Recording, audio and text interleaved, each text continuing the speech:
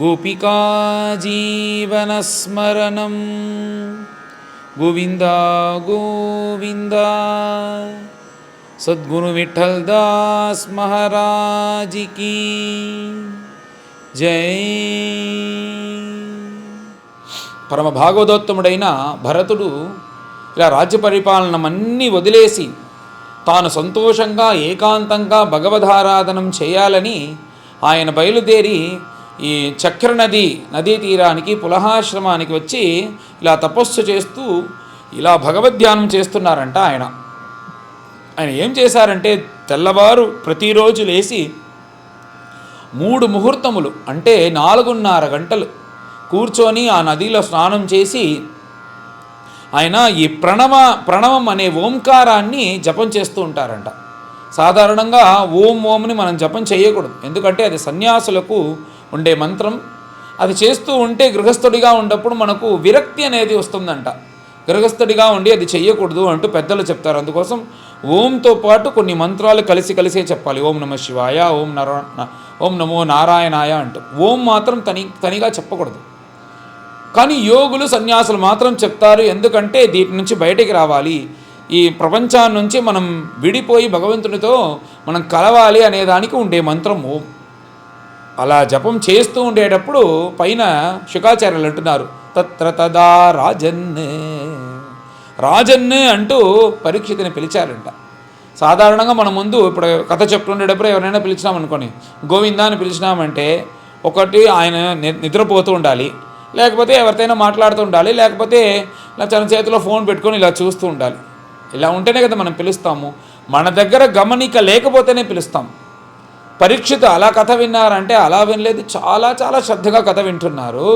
అప్పుడు ఎందుకు ఇలా రాజన్ అని పరీక్షితుని ఇలా పిలిచారు అంటే పైన ఒకటి జరగబోతుంది. ఏమిటంటే ఇంత చక్కగా ఆరాధన చేస్తూ ఇలా భరతుడు ఉన్నారు కదా, పైన అతనికి ప్రారబ్ధం అనేది రాబోతుంది, ఇవన్నీ ఇలా మారిపోతుంది అంటూ పైన దానికోసం స్వారస్యం కోసం ఏ రాజన్నే ఇలా ఉండే ఇతను పైన మారిపోతున్నాడు అంటూ చెప్పి పైన ఏం జరిగింది అంటే ఆయన ఇలా ఆ చక్ర నది ఒడ్డున కూర్చొని జపం చేస్తూ ఉండేటప్పుడు జపం ముగించే సమయం ఆ నది ఇంకో తీరం ఒడ్డున అక్కడ ఏమిటంటే పూర్ణ గర్భిణి ఒక జింక, హరిణి అని పేరు.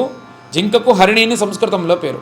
అది పూర్ణ గర్భిణి ఇలా ఆ నది తీర్థాన్ని పానం చేస్తూ ఉందంట. ఆ సమయంలో ఆ జింకకు అక్కడ ప్రాంతంలో జీవించే సింహం యొక్క గర్జన వినిపించింది. ఇప్పుడు ఏమిటంటే సింహ గర్జన వింటే సింహం వచ్చి మనల్ని ఏదైనా చేసేస్తుంది అనే భయంతో ఆ నది తరించలేమని తెలిసి కూడా మన బిడ్డలైనా కాపాడాలి అంటూ ఆ నదిలో దిగేసింది ఆ జింక. దిగిన తర్వాత తన వల్ల దాటలేదు, ఆ జింక నుంచి అది ప్రసవించేసింది ఆ నీటిలోనే. ప్రసవించిన తర్వాత ఆ పెద్ద జింక ఇలా ప్రవాహంలో కొట్టుకొని వెళ్ళిపోయింది. ఆ చిన్నగా ఉండే ఆ చిన్న జింక ఏమిటంటే అలా నదిలో ఇలా వస్తూ ఉందంట. ఈ భరతుడు ఎక్కడ జపం చేస్తూ కూర్చోనంటే అలా పైన ఇలా ఈదుకుంటూ వస్తుందంట.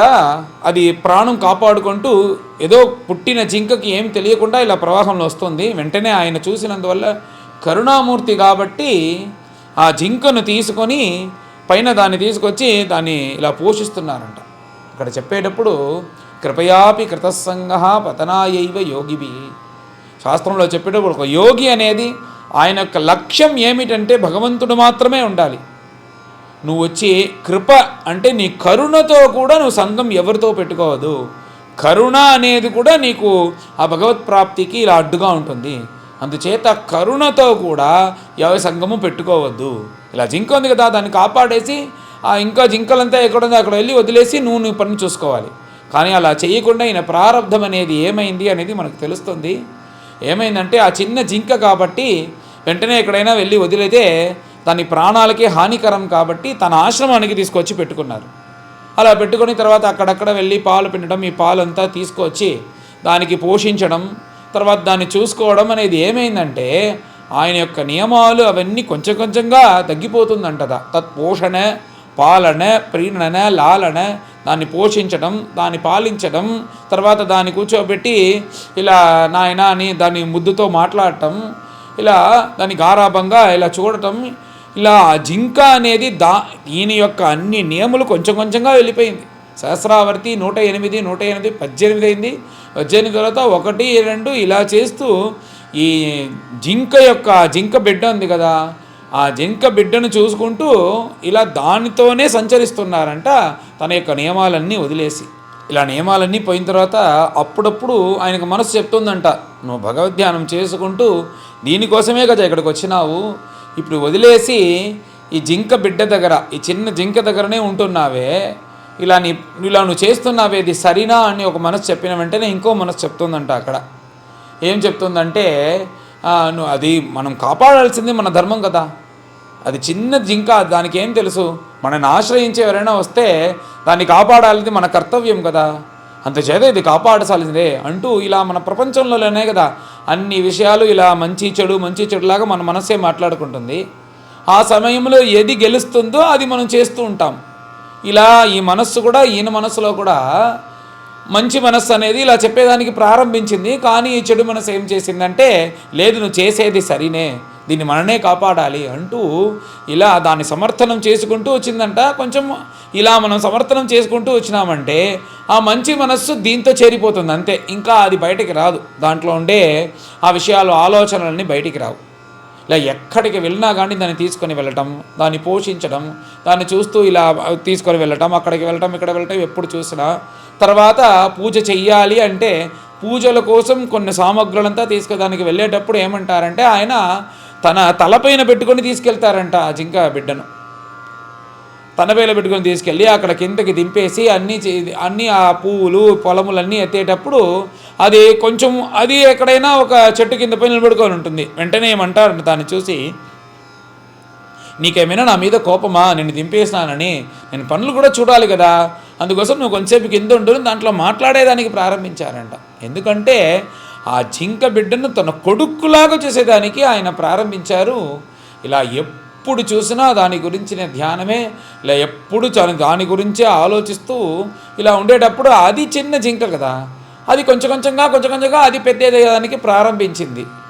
అది పెద్దయిన తర్వాత అదేం చేసిందంటే, తన ఇంకా జింకలన్నీ ఎక్కడున్నాయో వాటిని వెతుక్కుంటూ అది వెళ్ళేదానికి ప్రారంభించింది. అప్పుడప్పుడు వెళ్ళటం రావటం అనేది జరుగుతుంది. ఈయనకైతే ఆ జింక బిడ్డ పైన ఇంకా కూడా ఆశ పెరుగుతానే ఉంది, ఇంకా పెరుగుతానే ఉంది. ఒకరోజు ఏమైందంటే, ఈయనకి కూడా చాలా వయస్సు అయిపోయింది, చివరి కాలం వచ్చేదానికి ప్రారంభించింది.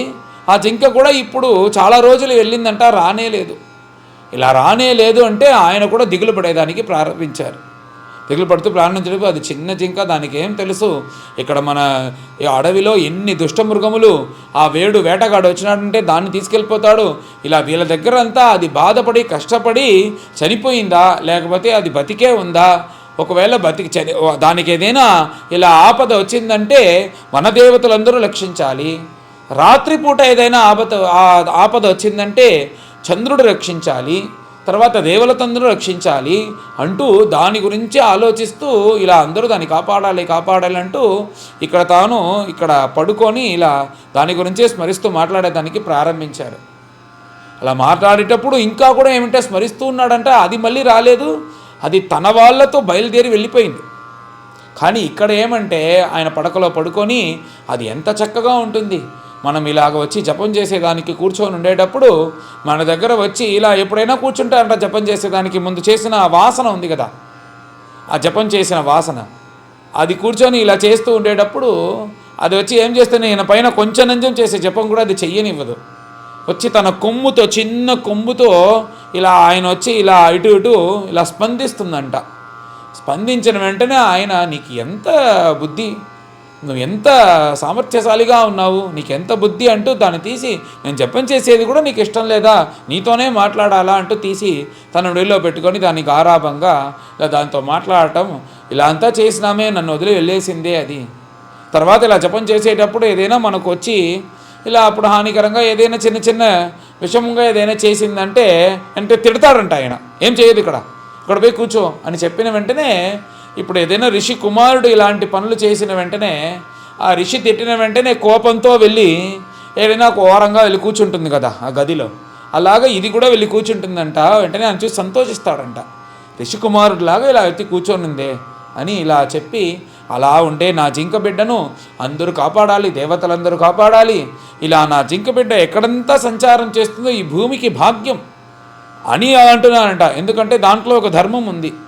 ఇలా జింకలు ఎక్కడైతే సంచారం చేస్తాయో ఆ జింకలు సంచారం చేసే ఆ భూమిని పరమ పవిత్రంగా అంటారు. అందుచేత ఆ భూమిలో ఏమి చూడక్కర్లేదు, యాగయజ్ఞములు మీరు వెళ్ళి చేయొచ్చు, అది పవిత్రమైన భూమి అని అది తెలుసు కదా ఆయనకు. అందుచేత నా జింక ఎక్కడంతా సంచారం చేస్తుందో అదంతా పవిత్రమైన భూమి, బ్రాహ్మణులందరూ వచ్చి అక్కడ యాగయజ్ఞములు చేయబోతారు అంటూ ఇలా తలుచుకుంటూ ఆ జింకను బిడ్డను తలుచుకుంటూ ఇలా పడుకొని ఇప్పుడు ఆయనకు చివరి కాలం అనేది వచ్చేసింది.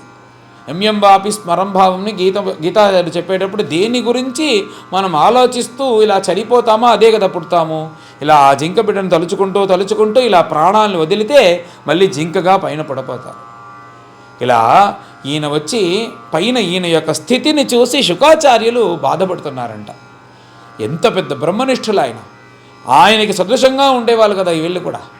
ఇలా ఉంటూ 99 మెట్లు ఎక్కిన తర్వాత ఇంకా ఒక్క మెట్టే 100 మెట్లు ఎక్కినారంటే భగవంతుని దగ్గర వెళ్ళి చేరుకోవచ్చు అని. ఆ సమయంలో అతనికి ఏమైందంటే ఈ జింక బిడ్డ వచ్చి ఈయన్ని పాడు చేసింది కదా, అది ఆ జింక బిడ్డ అని చెప్పేదానికి శుకాచార్యులకి మనస్సు రాలేదు.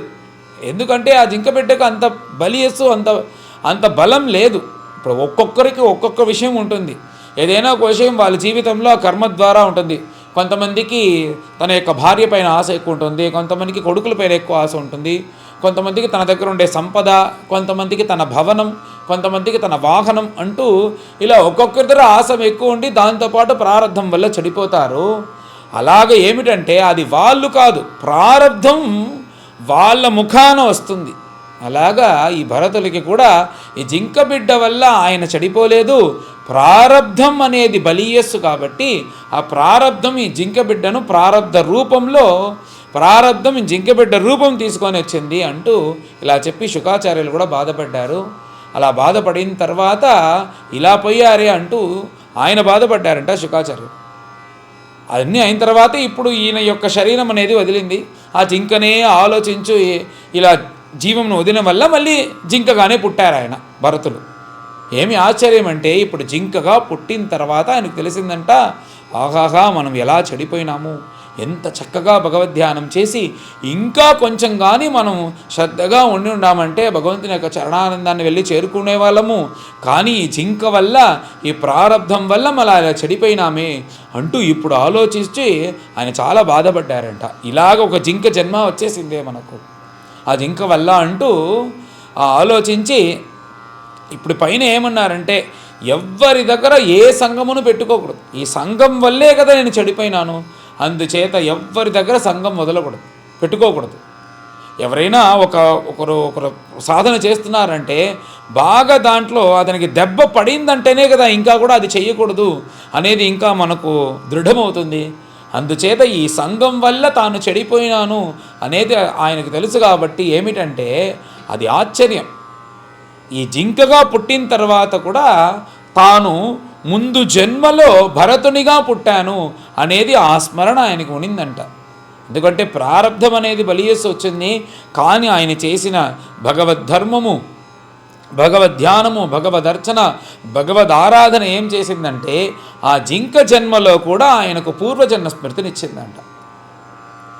ఆయన మొదలు అక్కడి నుంచి బయలుదేరి తాను ఎక్కడ ఉన్నారో ఆ పులహాశ్రమానికి వచ్చి అక్కడ మహాత్ములు చెప్పే భగవద్గుణాన్ని వింటూ ఎవ్వరితోనూ చేడకుండా ఆనంద బాష్పంతో కన్నీరు కారుస్తూ తన మనసంతా భగవద్ధ్యానంతో ఇలా ఉంటున్నారంట. ఆ ఋషులకంతా తెలిసిందంట ఇతను ఎవడో యోగభ్రష్టుడు అంటే ఎవరంటే ఇలా చివరి కాలంలో వెళ్ళి ప్రారంధవశాత్తు కింద పడిపోయి మళ్ళీ పైకి వచ్చే వాళ్ళని యోగభ్రష్టులు అంటారు. ఆ యోగభ్రష్టుడు అందుకే ఇంతసేపు కూర్చొని భగవద్గుణం వింటున్నారని వాళ్ళు తెలుసుకొని ఆ భగవద్గుణం చెప్తారంట. ఇంకా అలా చెప్పేటప్పుడు ఆనందంతో ఆయన ఏం చేస్తారంటే అక్కడ గడ్డి అవన్నీ మంచి గడ్డిని తినరంట, బాగా ఉండే గడ్డిని. ఆయన ఏమంటారు, ఎండిపోయి చెడిపోయిన గడ్డిని తింటారంట. అది బాగా పెరిగే గడ్డిని తిన్నామంటే అది తినిన తర్వాత దానివల్ల మనకి ఏదైనా అది తిన్నందువల్ల ఏదైనా పాపం కలిగి మళ్ళీ జన్మ వచ్చిందంటే ఏం చేసేది. అందుకోసం తినేటప్పుడు కూడా బాగా ఎండిపోయిన గడ్డి తింటూ ఇలా తన జీవం అనేది పెట్టుకోవాలి కదా, ప్రారంధవశాత్తు ఇన్ని సంవత్సరాలు ఉండాలనేది ఉంటుంది కదా, అంతవరకు ఉంటూ ఇలాగ తను ఏ సంఘం పెట్టుకోకూడదు అని నిశ్చయించుకున్నారు. ఇక్కడ ఏమిటంటే నువ్వు జంతువుగా పుడితే నీకు సాయుధ్యం అనేది, మోక్షం అనేది దక్కదు. మనుష్యుడిగా పుట్టిన తర్వాతే దక్కుతుంది. తన యొక్క చివరి జన్మ, మనుష్య జన్మ కోసం ఎదురు చూస్తూ ఇలా ఉండేటప్పుడు ఆయనకి కూడా చివరి కాలం అనేది వచ్చింది. అప్పుడు వచ్చిన వెంటనే ఆ నదిలో హరయే నమః అంటూ 3 సార్లు చెప్పి ఆ నదిలో దిగారు. తర్వాత ఆయనే భరతుడిగా మళ్ళీ పుట్టి భగవంతుని యొక్క సాహిత్యం అయ్యారు అనేది ఇంకా వచ్చే అధ్యాయంలో వస్తుంది. ఇప్పుడు జింకగా పుట్టి తాను ఈ శరీరాన్ని వదిలారు అనేది అధ్యాయం యొక్క కథ. పైన అందరం కలిసి పారాయణం చేస్తాం. అథాష్టమోऽధ్యాయః. శ్రీశుక ఉవాచ. ఏకదాతు మహానద్యాం కృతాభిషేక నైయమికావశ్యకః బ్రహ్మాక్షరం అభిగృణానః ముహూర్తత్రయం ఉదకాంతే ఉపవివేశ. తత్ర తదా రాజన్ హరిణీ పిపాసయా జలాశయాభ్యాసం ఏకైవోపజగామ. తయా పీయమానే ఉదకే తావదేవా విదూరేణ నదతః మృగపతేః ఉన్నాదః లోకభయంకర ఉదపతత్. తముపశ్రుత్య సా మృగవధూః ప్రకృతిమిక్లవా చకితనిరీక్షణ సుతరామపి హరిభయ అభినివేశం వ్యగ్రహృదయా పారిప్లవదృష్టిః అగతదృశా భయాత్ సహసైవోచ్చక్రామ.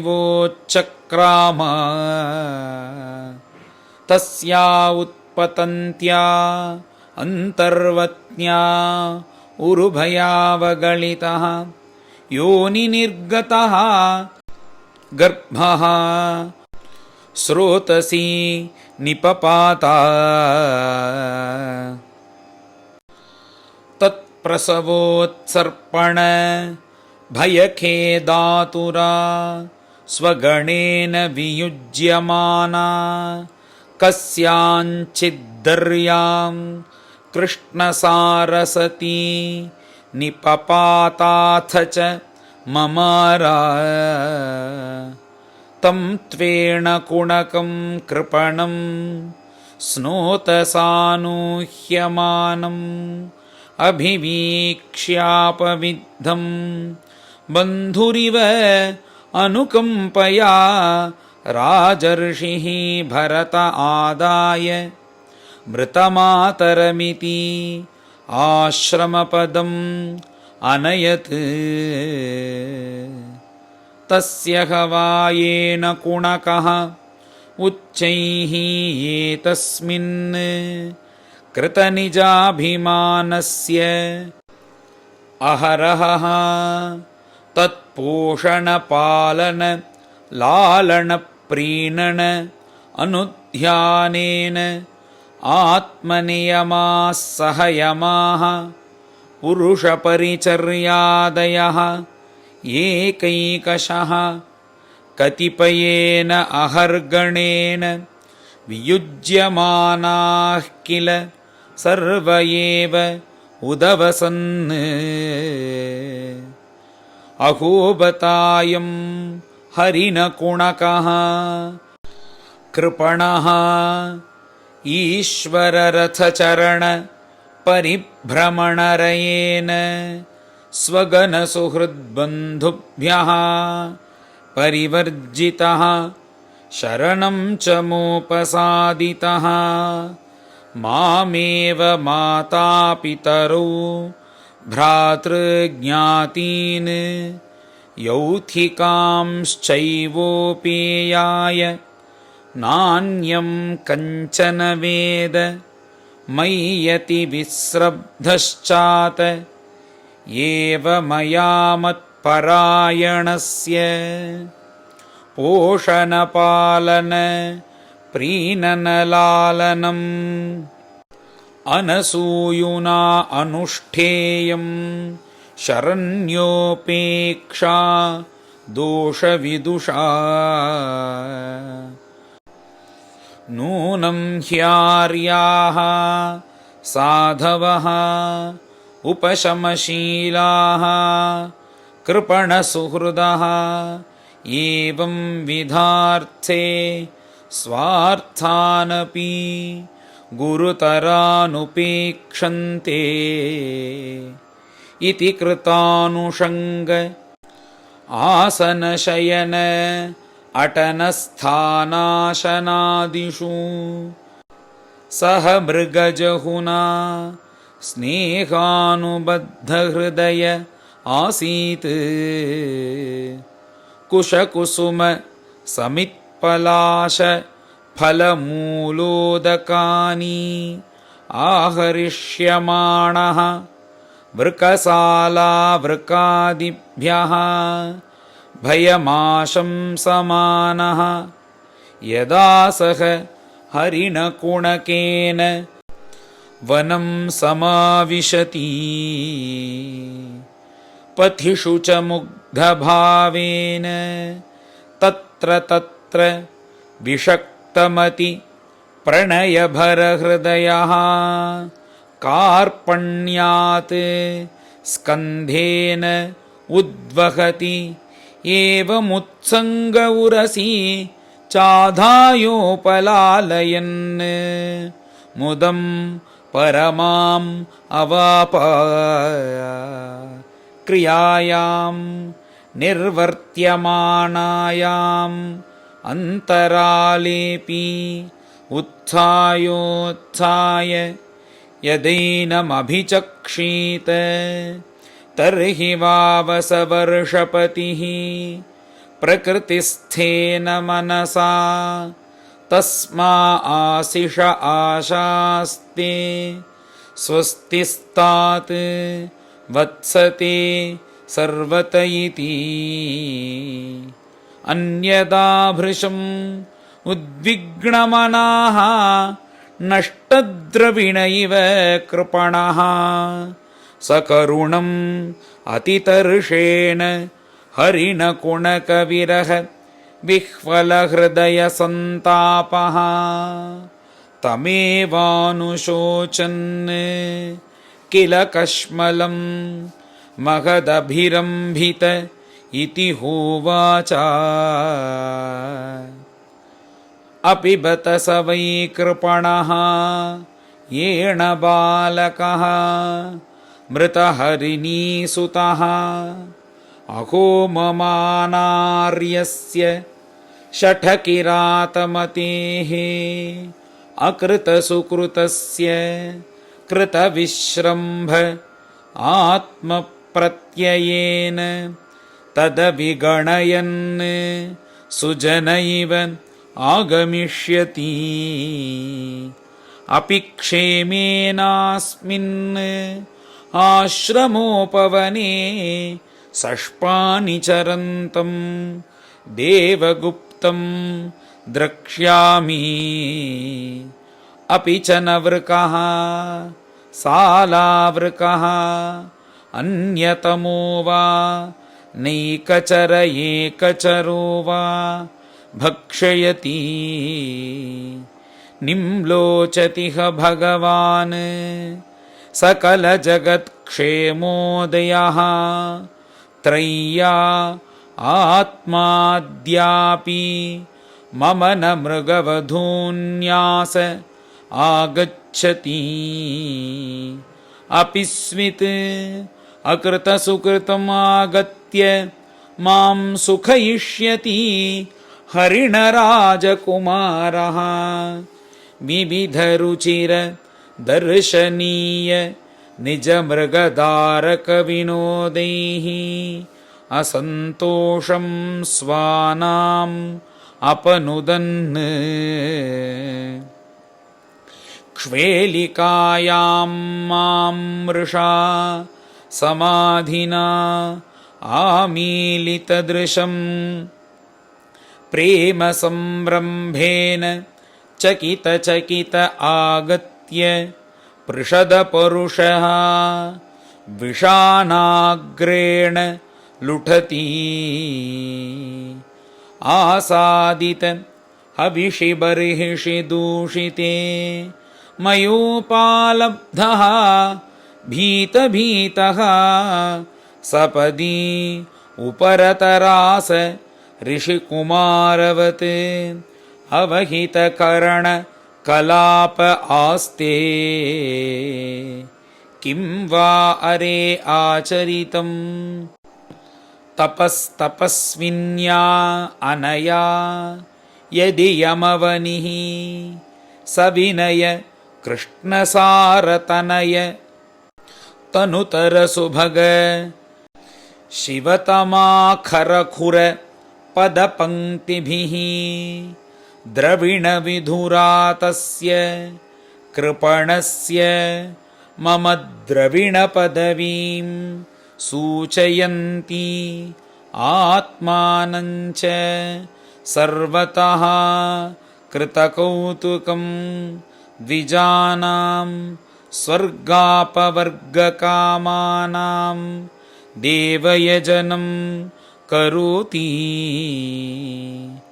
अपि स्वित् असौ भगवान् उडुपतिः येनं मृगपतिभयात् मृतमातरं मृगबालकं स्वाश्रमपरिभ्रष्टम् अनुकम्पया कृपणजनवत्सलः परिपाति किं वा आत्मज विश्लेषज्वरदवदहन शिखाभिः उपतप्यमानः हृदयस्थलनलिनीकं माम् उपसृत मृगीतनयं शिशिरशान्तानुराग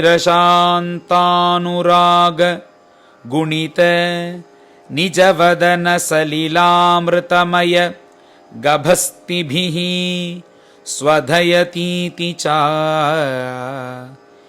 एवम् अघटमानमनोरथाकुल हृदयः मृगदारकाभासेन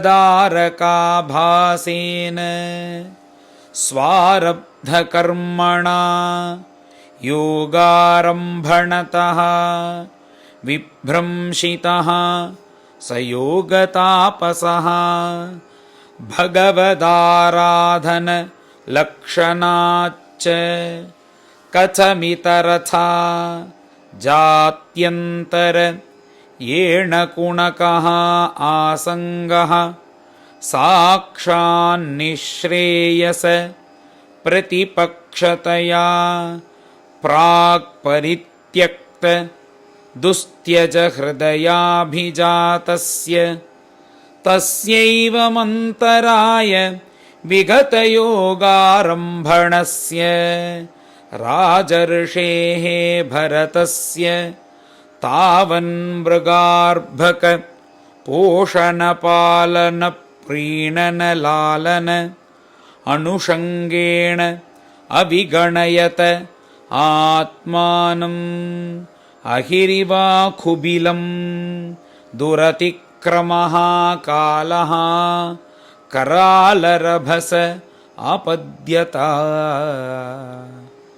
तदानीमपि पार्श्ववर्तिनम् आत्मजम् इव अनुशोचन्तम् अभिवीक्षमानः मृग एव अभिनिवेशितमनाः विसृज्य लोकमिमं सह मृगेण कलेवरं मृतमनुन मृतजन्मानुस्मृतिः इतरवत् मृगशरीरम् अवापा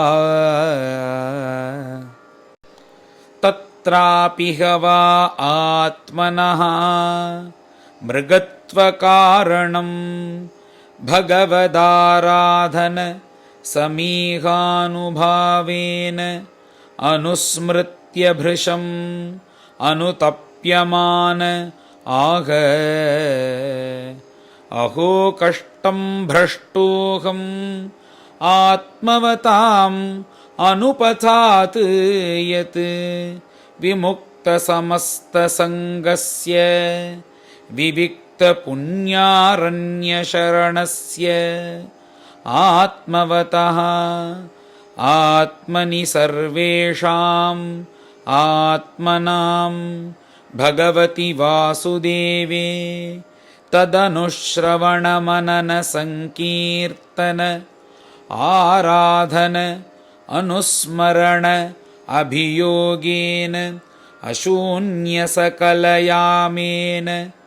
कालेन समावेशितं समाहितं कार्त्स्न्येन मनः तत्तु पुनर्ममाबुधस्य आरात् मृगसुतम् अनुपरिशुस्राव इत्येवं निगूढनिर्वेदः विसृज्य मृगीं मातरं पुनः भगवत्क्षेत्रम् उपशमशील मुनिगणदयितं शालग्रामं पुलस्त्यपुलहाश्रमं कालञ्जरात् प्रत्याजगाम तस्मिन्नपि कालं प्रतीक्षमाणः सङ्गाच्च भृशम् उद्विग्न आत्मसहचरः शुष्कपर्णतृणवीरुधा वर्तमानः मृगत्वनिमित्तावसानमेव गणयन् मृगशरीरं तीर्थोदकक्लिन्नम् उत्ससर्जा श्रीहरये नमः इति श्रीमद्भागवते महापुराणे पारमहंस्यां संहितायां पञ्चमस्कन्धे भरतचरिते अष्टमोऽध्यायः। गोपिका जीवनस्मरणं गोविन्द गोविन्द। सद्गुरु विठ्ठल दास महाराज की जय।